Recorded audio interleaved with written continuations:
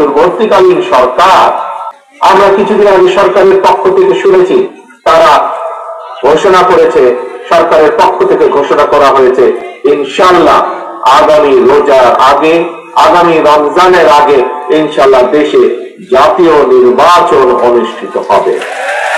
প্রিয় ভাই বোনেরা,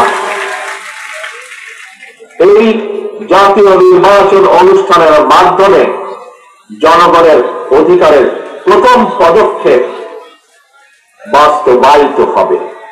সারা গণতান্ত্রিক বিশ্বে জনগণের রাজনৈতিক অধিকার প্রতিষ্ঠান মূল